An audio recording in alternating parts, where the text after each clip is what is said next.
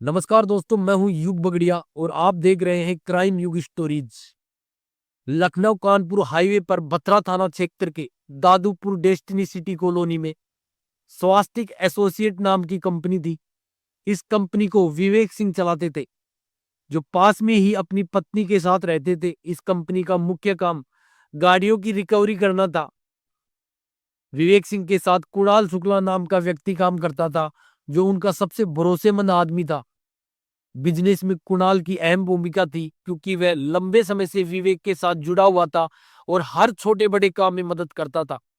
कुणाल बत्रा भी, जो destiny colony में ही अपने परिवार के साथ रहता था। विवेक और कुणाल दोनों मिलकर उन्हीं गाड़ियों की रिकवरी करते थे, जिनके मालिक फाइनेंस पर ली हुई गाड़ियों की किस्तें समय पर नहीं चुका पाते थे। 8 सितंबर 2025 की रात को विवेक सिंह के ऑफिस में शराब की पार्टी चल रही थी। उस दिन कैबिन में विवेक और कुणाल दोनों मौजूद थे। कई दिनों बाद दोनों साथ मिलकर फिर से शराब पीने बैठे थे। हंसी ठहाके का जो माहौल बना हुआ था। विवेक कुणाल के गिलास में बार बार जो नया पैक भर रहा था, जबकि खुद धीरे धीरे घूंट ले रहा था। अब बस कर यार, कुणाल लड़खड़ाती आवाज में बोला। विवेक ने कहा, यह आखिरी पैक भाभी जी के नाम ले लो। और एक बड़ा पैक बना दिया। कुणाल ने मुस्कुराकर कहा, तुमने तो भाभी जी का नाम लेकर मेरा दिल जीत लिया। इसे तो मैं एक ही सांस में पी लूंगा। विवेक ने कहा, और वह पैक कुणाल के हाथों में। कुछ ही पलों में कुणाल ने पूरा पैक जो गटक लिया। जैसे ही पूरा पैक कुणाल ने पिया, वह जो अचानक टेबल पर सिर टिकाकर लुढ़क गया, जबकि विवेक पूरी तरह होश में था। आमतौर पर जब भी दोनों साथ साथ शराब पीते थे, तो विवेक पहले अधिक नशे में हो जाता था, तो कुणाल उसे सहारा देकर घर पहुंचाता था। उस रात हालात उल्टे थे। कुणाल अधिक नशे में चूर था और अब उसे घर पहुंचाने के लिए किसी के सहारे की जरूरत थी। विवेक ने जब उसकी ओर देखा तो प्यार भरी आवाज में कहा, कुणाल मेरे भाई, क्या तुझे घर छोड़ दूं? कुणाल उस समय बोलने की हालत में बिल्कुल नहीं था। कुणाल तंदुरुस्त और मोटा था, इसलिए विवेक उसे अकेले नहीं ले जा सकता था। ऐसे में वह खुद से ही बोलने लगा, ऐसा करता हूं, इसे ऑफिस के बेडरूम में ही सुला देता हूं। सुबह जल्दी आ जाऊंगा और इसे उठा दूंगा। फिर उसने कुणाल के भारी शरीर को सहारा देकर बेडरूम में ले जाकर आराम से सुला दिया। ज्यादा नशे की वजह से कुणाल तुरंत खर्राटे भरने लगा। तब रात के लगभग 11 बज चुके थे। विवेक घर के लिए निकल गया।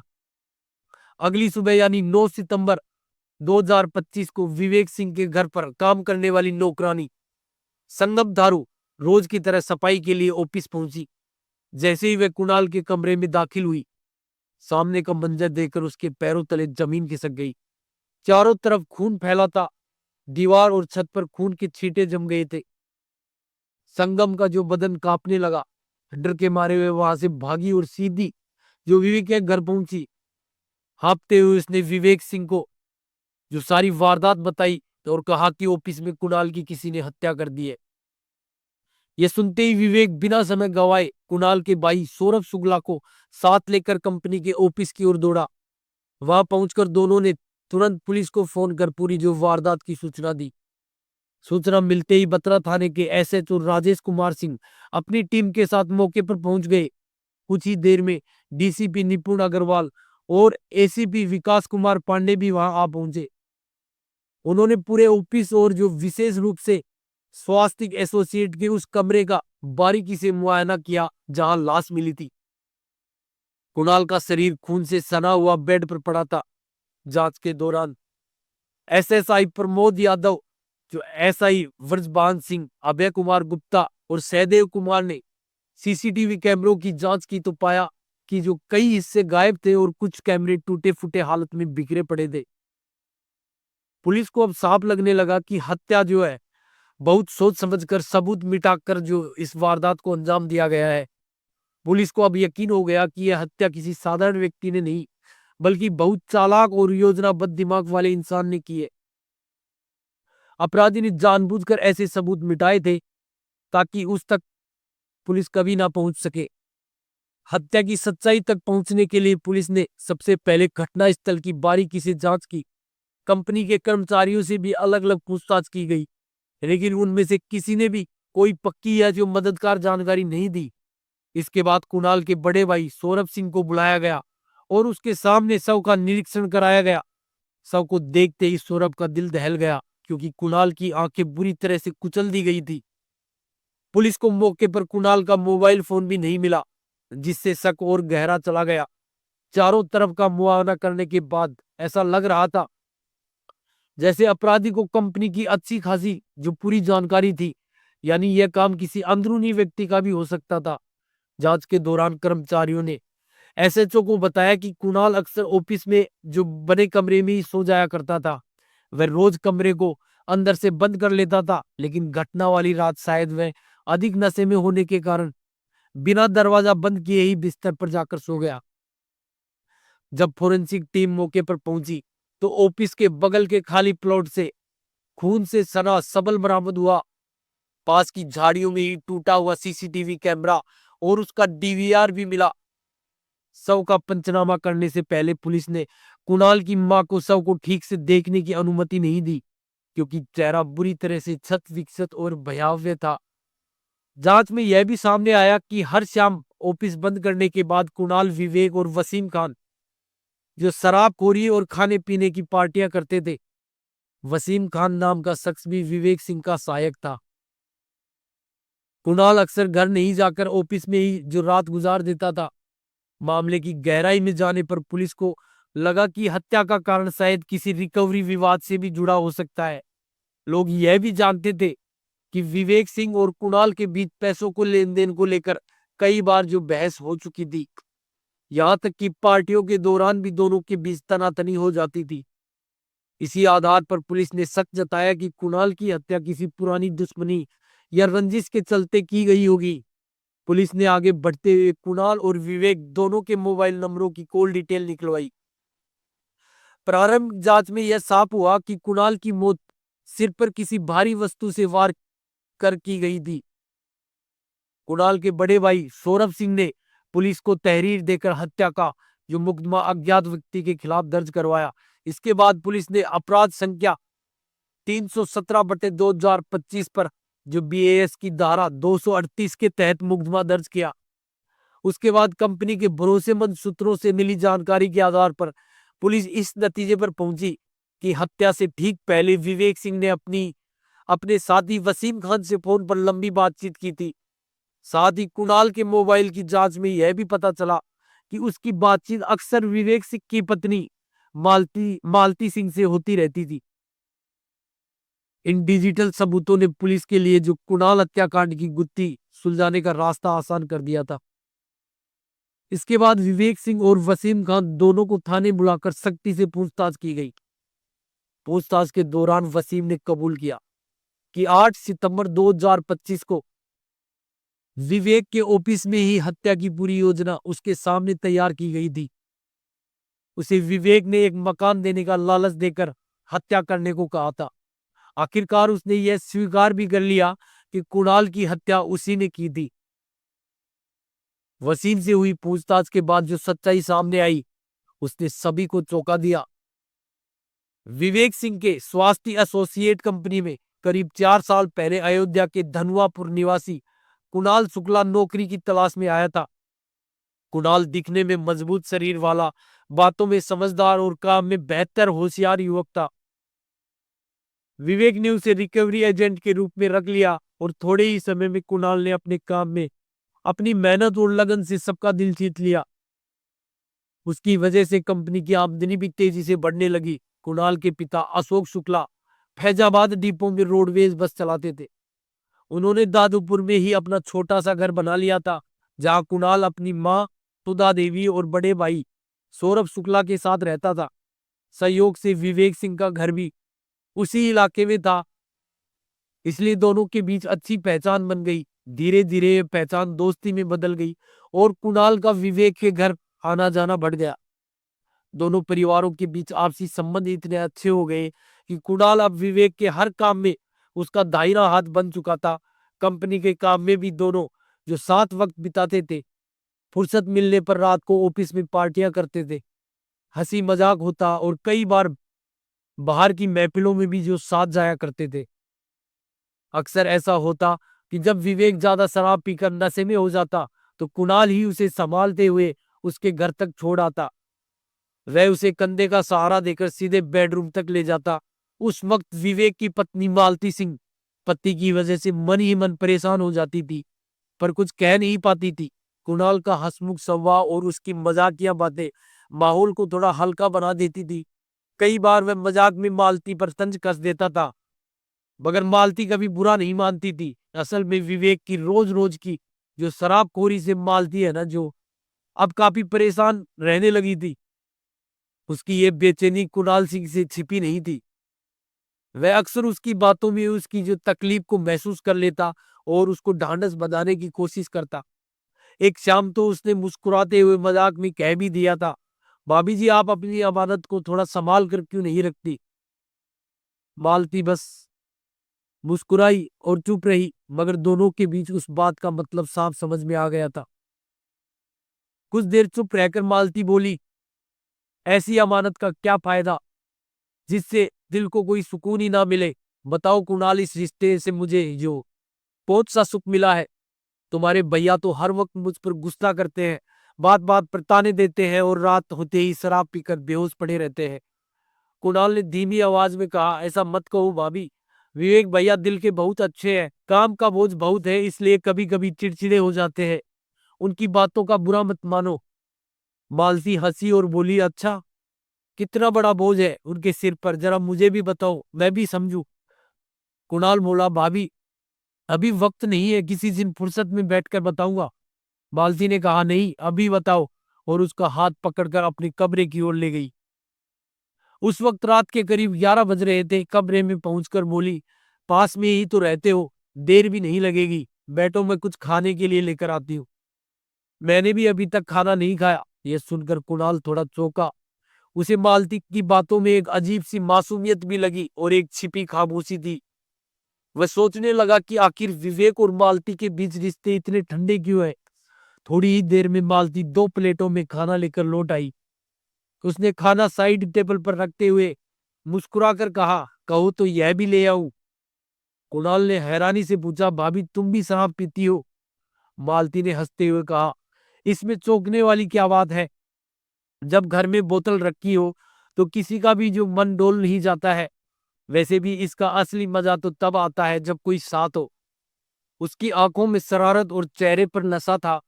कुणाल मुस्कुराया और बोला, बिल्कुल सही कहा तुमने भाभी, शराब अकेले पीने में क्या मजा, जब साथ में कोई औरत हो तो सब कुछ जो 2 गुना मीठा हो जाता है। मालती बोली, ये हुई ना असली बात। थोड़ी देर में दोनों के हाथों में गिलास थे। वहीं दूसरी तरफ विवेक दूसरे कमरे में नशे में बेसुध पड़ा था। कुछ पैग पीते ही मालती के होठ खुलने लगे। वह अपने दिल का बोझ उतारने लगी। पति की बेरुखी, अकेलेपन की तन्हाई, अधूरी इच्छाओं की बातें, बातों बातों में जो दोनों के बीच की दूरियां मिटने लगी। एक पल ऐसा आया जब मालती खुद को रोक ना सकी और कुणाल के सीने से लग गई। कुणाल भी खुद पर काबू नहीं रख सका और दोनों ने जो मर्यादा की हदें पार कर दी। उस रात कुणाल भूल गया कि जिस औरत के साथ वह था वह उसके मालिक की पत्नी थी, और मालती भी भूल गई कि उसका पति बस कुछ कदम दूर दूसरे कमरे में सो रहा था। दोनों वासना की लहरों में बह गए और उस रात की खामोशी में एक नया रिश्ता जन्म ले चुका था। सुबह का उजाला फैलने से पहले ही मालती ने जो कुणाल को अपने कमरे से चुपचाप विदा कर दिया और फिर ऐसे कब अपने जो कामों में लग गई जैसे रात में कुछ हुआ ही ना हो। उस समय विवेक भी ऑफिस जाने की तैयारी कर रहा था। बाल संवारते हुए जब उसकी नजर आईने से टकराई तो उसे बेड के किनारे रखा पर्स दिखाई दिया। उसने पर्स उठाया और देखा तो वह कुणाल का था। थोड़ी हैरानी से मालती से पूछा, ये कुणाल का पर्स यहाँ कैसे आ गया। मालती ने तुरंत जवाब दिया, अरे तुम तो हमेशा नशे में रहते हो और अब तुम मेरे से पूछ रहे हो। कल रात जब तुम नशे में बेसुध थे तब वह तुमको यहाँ पर छोड़ने आया था। शायद उसी वक्त उसका पर्स गिर गया होगा। मैंने उसे बेड पर रख दिया ताकि लौटाने में आसानी रहे। तुम ही उसे वापस दे देना। मालती ने बड़ी ही चतुराई से पिछली रात का जो पूरा सच छिपा लिया। विवेक ने भी उस बात को ज्यादा गंभीरता से नहीं लिया और तैयार होने लग गया। अब तो मालती और कुणाल के बीच की सीमाएं खत्म हो चुकी थी। जब भी मौका मिलता तो मालती उसे बुला लेती और कुणाल भी इस बात की ताक में रहता कि कब विवेक किसी काम से बाहर जाए। दोनों का रिश्ता धीरे धीरे गहराता गया, लेकिन यह राज ज्यादा दिनों तक छिपा नहीं रहा। विवेक को पहले मालती के बदलते व्यवहार और कुछ अनजान बातों पर जो शक होने लगा। फिर उसने एक दिन खुद अपनी आंखों से सब कुछ देख लिया। हालांकि विवेक ने इस पर चुप्पी नहीं साधी।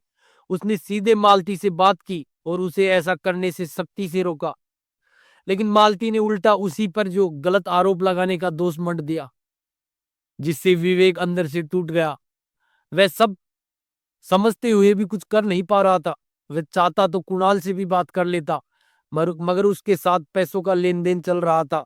विवेक को डर था कि अगर उसने सब कुछ खोल कर कहा तो उसका बहुत सारा पैसा डूब जाएगा। यही सोचकर वह अंदर ही अंदर तनाव में रहने लगा। उसे समझ नहीं आ रहा था कि वह किस तरफ जाए और क्या करे। ऊपर से कुणाल का दबदबा भी उस पर बढ़ता जा रहा था। कुणाल के बढ़ते हक जताने वाले रवैये से उसका मन भारी हो उठा। मालती के तानों और झगड़ों से उसका सिर चकराने लगा था। इन सब परेशानियों को भुलाने के लिए विवेक अब दिन रात शराब में जो डूबा रहने लगा था, मानो वही उसकी जिंदगी की आखिरी राहत बन गई हो। घर पर जब विवेक होश में होता तो अक्सर रात में उसकी पत्नी से किसी ना किसी बात को लेकर जो झगड़ा हो जाता था। उसके दिमाग पर हर तरफ से तनाव का बोझ बढ़ता जा रहा था। हालात सुधारने के लिए उसने पत्नी से बात करने की कोशिश की और कुणाल को भी बातों में समझाने की कोशिश की, पर कोई नतीजा नहीं निकला। विवेक सिंह को अपनी पत्नी मालती और कुणाल के बीच बने गलत रिश्ते के कारण काफी बदनामी झेलनी पड़ रही थी। सारी कोशिशें नाकाम होने के बाद विवेक ने ठान लिया कि अब उसे कुणाल से हमेशा के लिए छुटकारा पाना ही होगा। उसने चुपचाप एक चाल चली और एक खौफनाक योजना बनाई। उस योजना के अनुसार विवेक ने अपने एक भरोसेमंद कर्मचारी वसीम अली खान को इसमें शामिल करने का निश्चय किया। वसीम, जो कि गाजीपुर जिले के करीमुद्दीनपुर थाना क्षेत्र के महीम गांव का रहने वाला था और लखनऊ के सरोजनी नगर के गोरी बाजार इलाके में किराए के मकान में रहता था। तय प्लान के अनुसार विवेक ने वसीम से कहा कि अगर तू मेरा एक काम कर देगा तो मैं तुझे 100 गज का फ्लैट गिफ्ट कर दूंगा।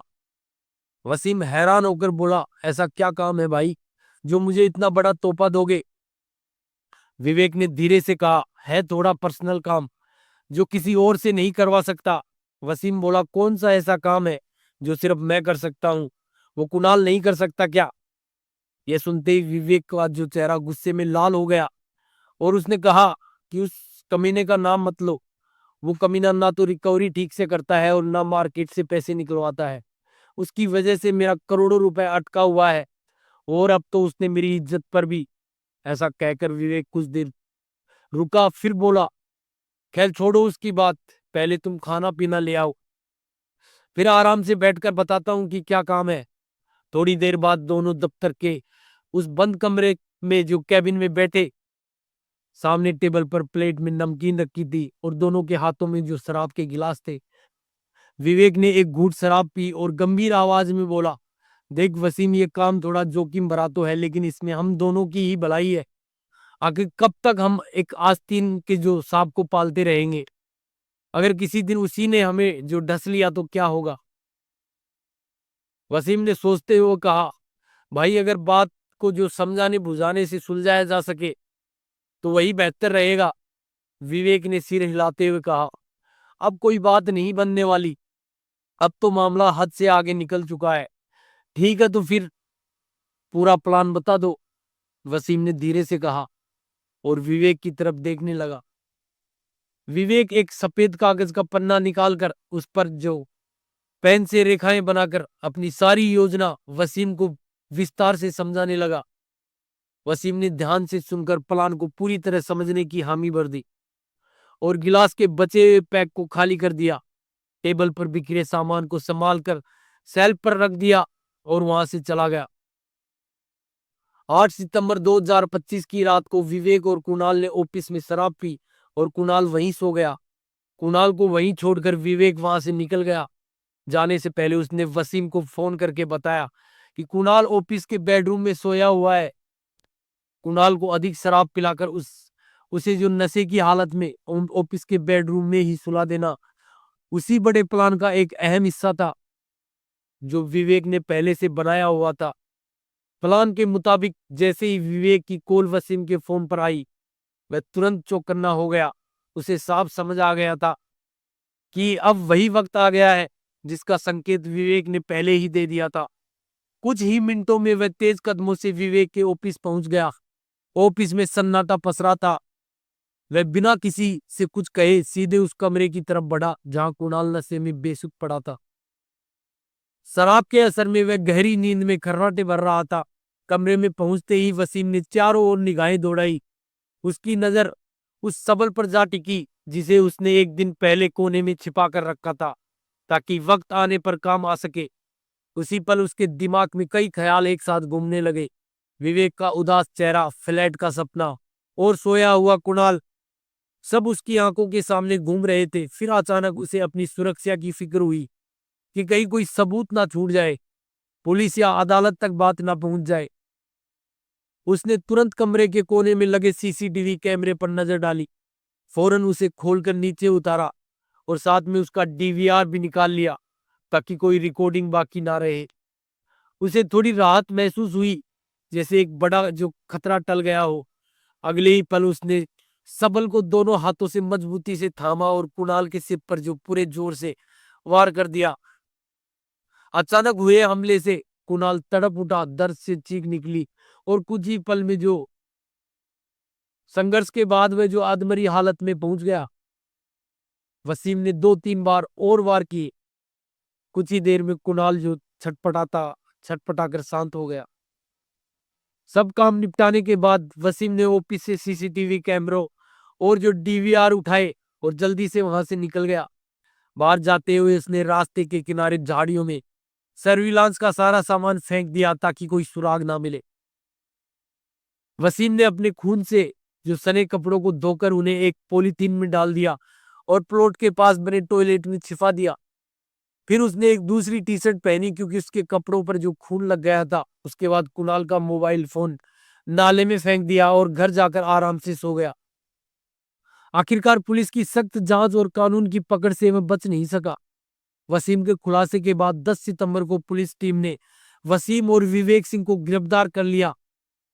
डीसीपी साउथ निपुण अग्रवाल के सामने विवेक ने भी आखिरकार अपना जुर्म मान लिया। उसके बाद दोनों को पुलिस ने गिरफ्तार करके अदालत में पेश किया, जहां से दोनों को जेल भेज दिया गया। दोस्तों, अगर आपको हमारी कहानी पसंद आई तो चैनल को सब्सक्राइब करना न भूलें और बेल आइकन दबा दें ताकि हमारी हर नई वीडियो की नोटिफिकेशन सबसे पहले आप तक पहुंचे। इस वीडियो को अपने दोस्तों और परिवार के साथ शेयर करें ताकि जागरूकता फैले। हमारा मकसद सिर्फ कहानी सुनाना नहीं बल्कि आपको सतर्क और जागरूक करना है। अगर आपके पास कोई ऐसी कहानी है जो आप हमें बताना चाहते हैं तो कमेंट बॉक्स में लिखें। मिलते हैं अगली वीडियो में एक ऐसी ही कहानी के साथ। जय हिंद, जय भारत।